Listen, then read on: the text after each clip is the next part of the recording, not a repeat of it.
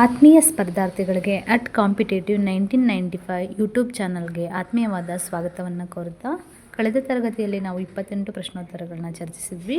ನಂತರ ಅದರ ಮುಂದುವರೆದ ಭಾಗವನ್ನು ನಾವು ಇಂದಿನ ತರಗತಿಯಲ್ಲಿ ಚರ್ಚಿಸೋಣ. 29ನೇ ಪ್ರಶ್ನೆ, ತಿರುಕ್ಕುರಳ್ ಕೃತಿಯಲ್ಲಿ ಎಷ್ಟು ಪದ್ಯಗಳಿವೆ? ತಿರುಕ್ಕುರಳ್ ಎಂಬುವಂತಹ ಕೃತಿಯಲ್ಲಿ ಎಷ್ಟು ಪದ್ಯಗಳಿವೆ? A 1000, B 1200, C 1300, D 1500. ಎಷ್ಟು ಇದ್ದಾವೆ ತಿರುಕ್ಕುರಳ್ ಕೃತಿಯಲ್ಲಿ? 1300 ಪದ್ಯಗಳು ಇದ್ದಾವೆ. ಯಾವ ಕೃತಿಯಲ್ಲಿ? ತಿರುಕ್ಕುರಳ್ ಎಂಬಂತಹ ಕೃತಿಯಲ್ಲಿ 1300 ಪದ್ಯಗಳನ್ನು ಒಳಗೊಂಡಂತಹ ಕೃತಿಯಾಗಿದೆ. ನಂತರ 30ನೇ ಪ್ರಶ್ನೆ, ಮನಸ್ಸಿನಲ್ಲಿ ಕಳಂಕ ಇಲ್ಲದಿರುವುದೇ ಧರ್ಮ ಎಂಬುದು ಯಾವ ಕೃತಿಯ ನೀತಿವಾಕ್ಯವಾಗಿದೆ? ಮನಸ್ಸಿನಲ್ಲಿ ಕಳಂಕ ಇಲ್ಲದಿರುವುದೇ ಧರ್ಮ ಅಂತೆ. ಇದು ಯಾವ ಕೃತಿಯ ನೀತಿವಾಕ್ಯವಾಗಿದೆ? A Periya Puranam, B Kamba Ramayana, C ತಿರುಕ್ಕುರಳ್, D Yashodhara ಚರಿತ. ಏನು? ಮನಸ್ಸಿನಲ್ಲಿ ಕಳಂಕ ಇಲ್ಲದಿರುವುದೇ ಧರ್ಮ ಎಂಬುದು ಯಾವ ಕೃತಿಯ ನೀತಿವಾಕ್ಯ ಅಂದರೆ ತಿರುಕ್ಕುರಳ್. ತಿರುಕ್ಕುರಳ್ ಕೃತಿಯ ನೀತಿವಾಕ್ಯವಾಗಿದೆ. ಏನಾಗುತ್ತೆ answer? Thirukkural. Option C Thirukkural. ನಂತರ 31ನೇ ಪ್ರಶ್ನೆ, ಸಂಗಮ್ ಸಾಹಿತ್ಯ ರಚನೆ ಸುಮಾರು ಎಷ್ಟು ವರ್ಷಗಳ ಹಿಂದೆ ಆರಂಭಗೊಂಡು ಎಷ್ಟು ವರ್ಷಗಳ ಕಾಲ ಮುಂದುವರಿಯಿತು? ಅಂದರೆ ಸಂಗಮ್ ಸಾಹಿತ್ಯ ರಚನೆ ಆಗಿದೆಯಲ್ವಾ, ಅದು ಎಷ್ಟು ವರ್ಷಗಳ ಹಿಂದೆ ಆರಂಭ ಆಯಿತು ಮತ್ತು ಎಷ್ಟು ವರ್ಷಗಳ ಆರಂಭ ಆದ ನಂತರದಿಂದ ಎಷ್ಟು ವರ್ಷಗಳ ಕಾಲ ಅದು ಮುಂದುವರ್ಕೊಂಡು ಬಂತು ಅಂತ. ಎ 1000 ವರ್ಷಗಳ ಹಿಂದೆ ಆರಂಭಗೊಂಡು 200 ವರ್ಷಗಳ ಕಾಲ, ಬಿ 2300 ವರ್ಷಗಳ ಹಿಂದೆ ಆರಂಭಗೊಂಡು 500 ವರ್ಷಗಳ ಕಾಲ, ಸಿ 500 ವರ್ಷಗಳ ಹಿಂದೆ ಆರಂಭಗೊಂಡು 100 ವರ್ಷಗಳ ಕಾಲ, ಡಿ 2000 ವರ್ಷಗಳ ಹಿಂದೆ ಆರಂಭಗೊಂಡು 300 ವರ್ಷಗಳ ಕಾಲ. ಕ್ವಶನ್ ನೋಡಿ, ಸಂಗಮ್ ಸಾಹಿತ್ಯ ರಚನೆ ಸುಮಾರು ಎಷ್ಟು ವರ್ಷಗಳ ಹಿಂದೆ ಆರಂಭಗೊಂಡು ಎಷ್ಟು ವರ್ಷಗಳ ಕಾಲ ಮುಂದುವರಿಯಿತು ಅನ್ನೋದಕ್ಕೆ ಆನ್ಸರ್ ಏನಾಗುತ್ತೆ? ಆಪ್ಷನ್ ಬಿ ಆಗುತ್ತೆ. 2300 ವರ್ಷಗಳ ಹಿಂದೆ ಆರಂಭಗೊಂಡು 500 ವರ್ಷಗಳ ಕಾಲ ಮುಂದುವರಿಯುತ್ತಾ ಹೋಗುತ್ತೆ ಸಂಗಮ್ ಸಾಹಿತ್ಯ. ನಂತರ 32ನೆಯ ಪ್ರಶ್ನೆ, ಬನವಾಸಿಯು ಯಾವ ಹೆಸರಿನಲ್ಲಿ ಸಾತವಾಹನರ ಪ್ರಾದೇಶಿಕ ರಾಜಧಾನಿಯಾಗಿತ್ತು? ಬನವಾಸಿ ಇದೆಯಲ್ಲ, ಅದು ಸಾತವಾಹನರ ರಾಜಧಾನಿಯಾಗಿತ್ತು. ಯಾವ ಹೆಸರಿನಲ್ಲಿ ಪ್ರಾದೇಶಿಕ ರಾಜಧಾನಿಯಾಗಿತ್ತು ಅನ್ನೋದನ್ನು ನೋಡೋದಾದರೆ ನಾವು A Talakadu, B Vaijayanti, C Badami, D Manyakheta. Answer ಏನಾಗುತ್ತೆ? ವೈಜಯಂತಿ. ಬಿ ವೈಜಯಂತಿ. ಬನವಾಸಿಯು ವೈಜಯಂತಿ ಹೆಸರಿನಲ್ಲಿ ಸಾತವಾಹನರ ಪ್ರಾದೇಶಿಕ ರಾಜಧಾನಿಯಾಗಿತ್ತು. ನಂತರ 33ನೇ ಪ್ರಶ್ನೆ, ಸಾತವಾಹನರ ಆಳ್ವಿಕೆಯ ಕಾಲದಲ್ಲಿ ಜನಪ್ರಿಯ ಭಾಷೆ ಯಾವುದು? A Sanskrit, B Kannada, C Prakrit, D Telugu. ಸರಿಯಾದ ಉತ್ತರ ಏನಾಗುತ್ತೆ ಅಂದರೆ ಸಾತವಾಹನರ ಆಳ್ವಿಕೆಯ ಕಾಲದಲ್ಲಿ ಜನಪ್ರಿಯ ಭಾಷೆ ಪ್ರಾಕೃತ ಆಗಿರುತ್ತೆ. ನಂತರ 34ನೇ ಪ್ರಶ್ನೆ, ಕದಂಬರ ಆಳ್ವಿಕೆ ಸುಮಾರು ಎಷ್ಟು ವರ್ಷಗಳ ಹಿಂದೆ ಆರಂಭಗೊಂಡು ಎಷ್ಟು ವರ್ಷಗಳ ಕಾಲ ಆಳಿದರು? ಕದಂಬರು ಎಷ್ಟು ವರ್ಷಗಳ ಹಿಂದೆ ಆರಂಭಗೊಂಡು ಎಷ್ಟು ವರ್ಷಗಳ ಕಾಲ ಆಳ್ವಿಕೆಯನ್ನು ನಡೆಸ್ತಾರೆ? ಯಾರು? ಕದಂಬರು ಅನ್ನೋದನ್ನು ನೋಡೋಣ.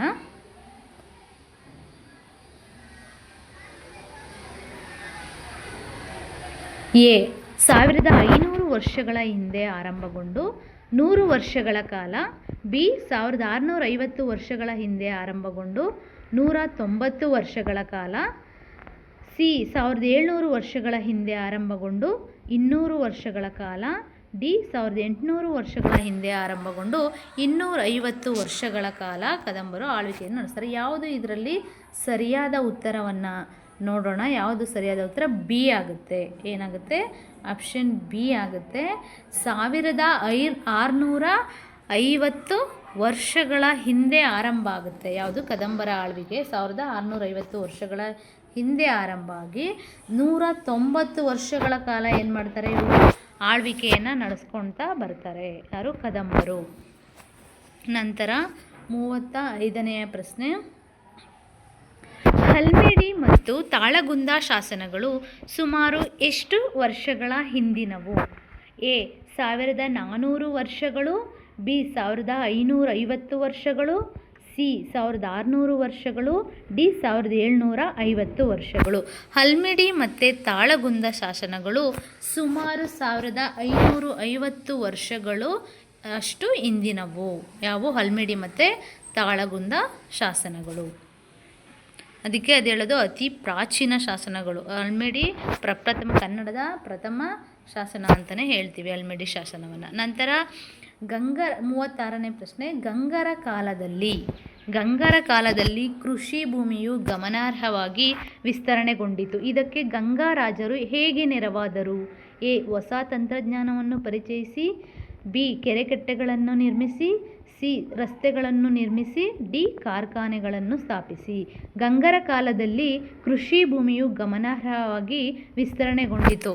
ಇದಕ್ಕೆ ಗಂಗಾ ರಾಜರು ಹೇಗೆ ನೆರವಾದರು ಅನ್ನೋದನ್ನು ನೋಡೋದಾದರೆ, ಕೆರೆ ಕಟ್ಟೆಗಳನ್ನು ಹೆಚ್ಚಾಗಿ ನಿರ್ಮಾಣ ಮಾಡಿರೋದ್ರಿಂದ ಕೃಷಿ ಭೂಮಿ ಗಮನಾರ್ಹವಾಗಿ ಗಂಗರ ಕಾಲದಲ್ಲಿ ಚೆನ್ನಾಗಿ ಹೆಚ್ಚು ವಿಸ್ತರಣೆಗೊಳ್ಳುತ್ತೆ ಅನ್ನೋದನ್ನು ನಾವು ತಿಳ್ಕೊಳ್ತೀವಿ. ನಂತರ 37ನೇ ಪ್ರಶ್ನೆ, ಗಂಗರ ಕಾಲದ ರಾಜ್ಯದಲ್ಲಿ ಸಮೃದ್ಧವಾಗಿರುವ ಮುಖ್ಯ ಬೆಳೆಗಳು ಯಾವುವು? ಎ ಗೋಧಿ, ಬಾರ್ಲಿ, ಮೆಕ್ಕೆಜೋಳ, ಬಿ ಭತ್ತ, ರಾಗಿ, ಜೋಳ, ಹತ್ತಿ, ಸಿ ತರಕಾರಿಗಳು ಮತ್ತು ಹಣ್ಣುಗಳು, ಡಿ ಕಾಳುಗಳು ಮತ್ತು ಎಣ್ಣೆ ಕಾಳುಗಳು. ಇದರಲ್ಲಿ ಸರಿಯಾದ ಉತ್ತರ ಏನಾಗುತ್ತೆ? ಗಂಗರ ಕಾಲದ ರಾಜ್ಯದಲ್ಲಿ ಸಮೃದ್ಧವಾಗಿರುವಂತಹ ಮುಖ್ಯ ಬೆಳೆಗಳು ಯಾವುದಾಗಿರುತ್ತೆ ಅಂತಂದರೆ ಆಪ್ಷನ್ ಬಿ ಆಗುತ್ತೆ. ಭತ್ತ, ರಾಗಿ, ಜೋಳ ಮತ್ತು ಹತ್ತಿ. ಭತ್ತ, ರಾಗಿ, ಜೋಳ, ಹತ್ತಿ ಏನಾಗುತ್ತೆ? ಗಂಗರ ಕಾಲದಲ್ಲಿ ಹೆಚ್ಚಾಗಿ ಸಮೃದ್ಧವಾಗಿ ಬೆಳೀತಾ ಇರ್ತಾರೆ. ನಂತರ 38ನೇ ಪ್ರಶ್ನೆಗೆ ಹೋಗೋದಾದರೆ 38ನೇ ಪ್ರಶ್ನೆ, ಶ್ರವಣಬೆಳಗೊಳದ ಚಿಕ್ಕ ಬೆಟ್ಟದಲ್ಲಿರುವ ಬಸದಿ ಯಾವುದು?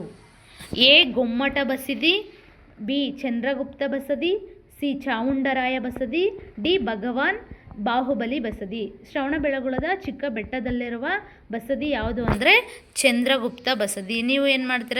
ಶ್ರವಣಬೆಳಗೊಳ ಅಂದ ತಕ್ಷಣ ಗೊಮ್ಮಟ ಬಸದಿ ಅಂತ ಹಾಕಿದ್ರೆ ರಾಂಗು. ಚಿಕ್ಕ ಬೆಟ್ಟದಲ್ಲಿರುವಂತಹ ಬಸದಿ ಯಾವುದು ಅಂತ ಅಂದರೆ ಚಂದ್ರಗುಪ್ತ ಬಸದಿ.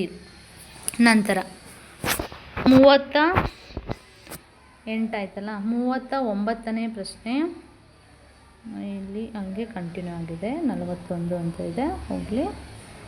ನಂತರ 41ನೇ ಪ್ರಶ್ನೆ, ಚಂದ್ರಗಿರಿ ಎಂಬ ಹೆಸರು ಶ್ರವಣಬೆಳಗೊಳದ ಚಿಕ್ಕ ಬೆಟ್ಟಕ್ಕೆ ಹೇಗೆ ಬಂತು?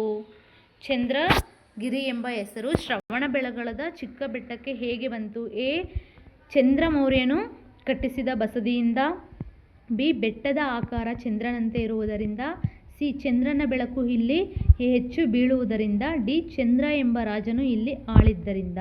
ಚಂದ್ರಗಿರಿ ಎಂಬ ಹೆಸರು ಶ್ರವಣಬೆಳಗೊಳದ ಚಿಕ್ಕ ಬೆಟ್ಟಕ್ಕೆ ಬಂತು ಹೇಗೆ ಅಂತ ಅನ್ನೋದಾದರೆ, ಚಂದ್ರಮೌರ್ಯನು ಏನು ಮಾಡ್ತಾನೆ? ಕಟ್ಟಿರುವಂತಹ ಬಸದಿಯಿಂದ, ಚಂದ್ರಗುಪ್ತ ಮೌರ್ಯ ಕಟ್ಟಿಸಿರ್ತಾನೆ ಒಂದು ಬಸದಿಯನ್ನು. ಸೊ ಹಂಗಾಗಿ ಚಂದ್ರಗಿರಿ ಎಂಬ ಹೆಸರು ಶ್ರವಣಬೆಳಗೊಳದ ಚಿಕ್ಕ ಬೆಟ್ಟ ಇರುತ್ತೆ, ಅದಕ್ಕೆ ಬರುತ್ತೆ. ನಂತರ 42ನೇ ಪ್ರಶ್ನೆ, ಕರ್ನಾಟಕದಲ್ಲಿ ಪ್ರಾಚೀನ ಗೊಮ್ಮಟ ವಿಗ್ರಹಗಳು ಕಂಡುಬರುವ ಸ್ಥಳಗಳಲ್ಲಿ ಯಾವುದು ಸೇರಿಲ್ಲ? A Karkala, B Venur, C Badami, D Gommatagiri.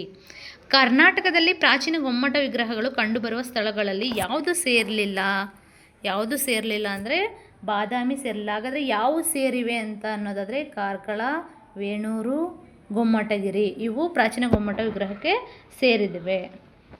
ಕಂಡುಬರುವಂಥ ಸ್ಥಳಗಳಲ್ಲಿ ಸೇರಿದ್ದಾವೆ. ಸೇರದೇ ಇರೋದು ಯಾವುದು? ಬಾದಾಮಿ. ಸೇರಿರೋವು ಕಾರ್ಕಳ, ವೇಣೂರು, ಗೊಮ್ಮಟಗಿರಿ. ನಂತರ 43ನೇ ಪ್ರಶ್ನೆ, ಧರ್ಮಸ್ಥಳದ ಗೊಮ್ಮಟ ವಿಗ್ರಹದ ಶಿಲ್ಪಿ ಯಾರು?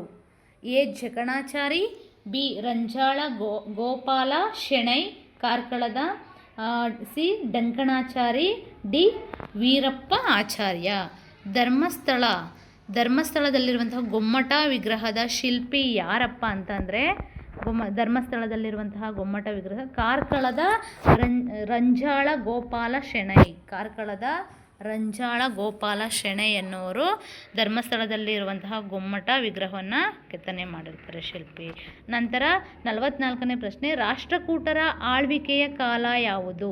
ಕ್ರಿಸ್ತಶಕ 700ರಿಂದ 900, ಬಿ ಕ್ರಿಸ್ತಶಕ 750ರಿಂದ 950,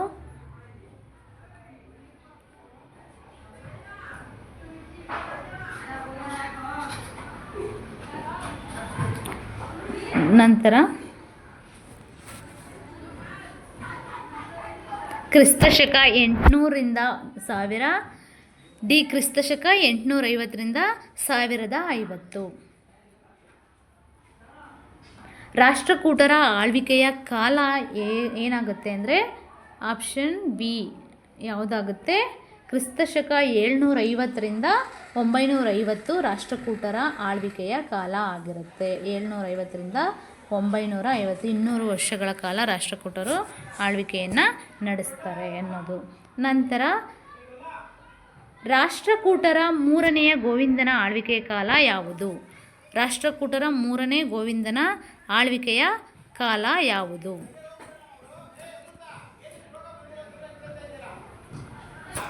ನಂತರ ರಾಷ್ಟ್ರಕೂಟರ 3ನೇ ಗೋವಿಂದನ ಆಳ್ವಿಕೆಯ ಕಾಲ ಯಾವುದು ಅಂದರೆ ಕ್ರಿಸ್ತಶಕ 780ರಿಂದ 800, ಆಪ್ಷನ್ ಬಿ ಕ್ರಿಸ್ತಶಕ 793ರಿಂದ 814, ಆಪ್ಷನ್ ಸಿ ಕ್ರಿಸ್ತಶಕ 800ರಿಂದ 820, ಆಪ್ಷನ್ ಡಿ ಕ್ರಿಸ್ತಶಕ 810ರಿಂದ 830. ರಾಷ್ಟ್ರಕೂಟರ 3ನೇ ಗೋವಿಂದನ ಆಳ್ವಿಕೆಯ ಕಾಲ ಯಾವುದಾಗಿರುತ್ತೆ ಅಂದರೆ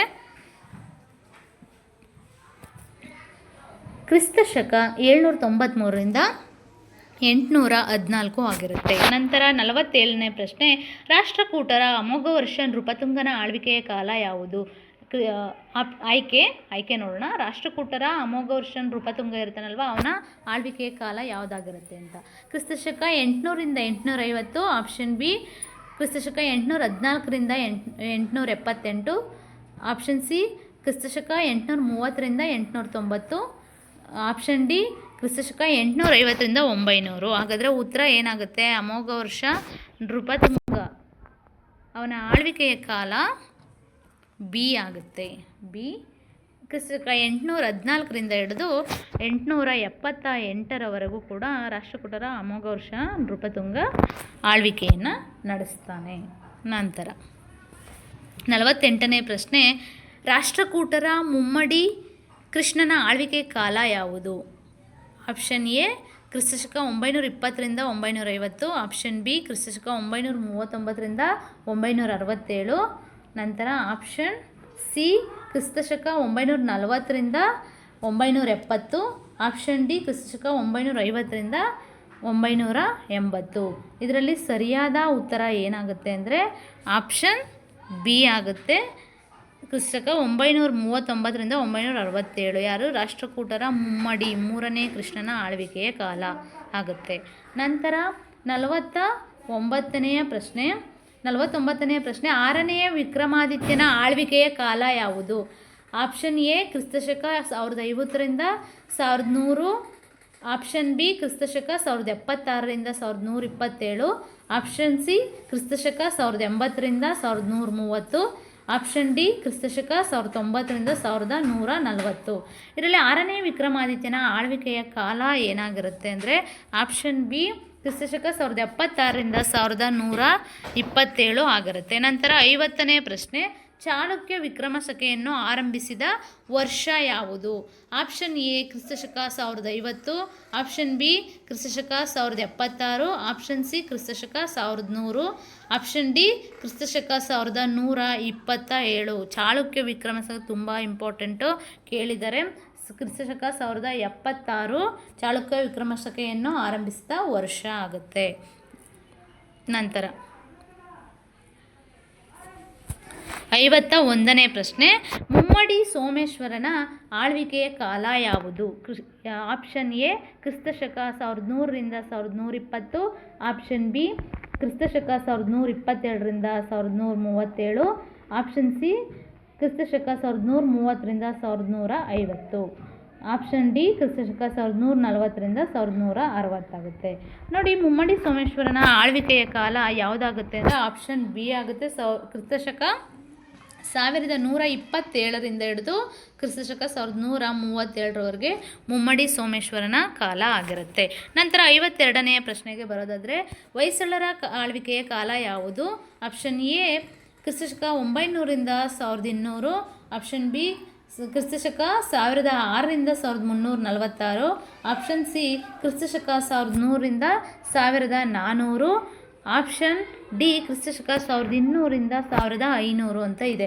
ಸೊ ಇದರಲ್ಲಿ ಆನ್ಸರ್ ಏನಾಗುತ್ತೆ? ಆಪ್ಷನ್ ಬಿ ಆಗುತ್ತೆ. ಹೊಯ್ಸಳರ ಆಳ್ವಿಕೆಯ ಕಾಲ ಬಂದು ಎಷ್ಟಾಗುತ್ತೆ? 1006ರಿಂದ 1346ರವರೆಗೆ ಇವರು ಹೊಯ್ಸಳರು ಆಳ್ವಿಕೆಯನ್ನು ನಡೆಸ್ತಾರೆ ಅನ್ನೋದು. ನಂತರ ವಿಷ್ಣುವರ್ಧನನ ಆಳ್ವಿಕೆಯ ಕಾಲ ಯಾವುದು?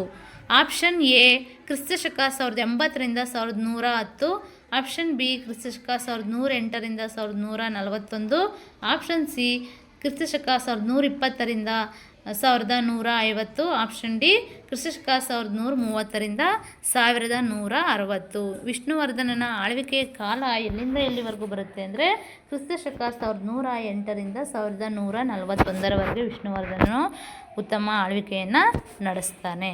ನಂತರ 54ನೇ ಪ್ರಶ್ನೆ, ಮೂರನೆಯ ಬಲ್ಲಾಳನ ಆಳ್ವಿಕೆಯ ಕಾಲ ಯಾವುದು?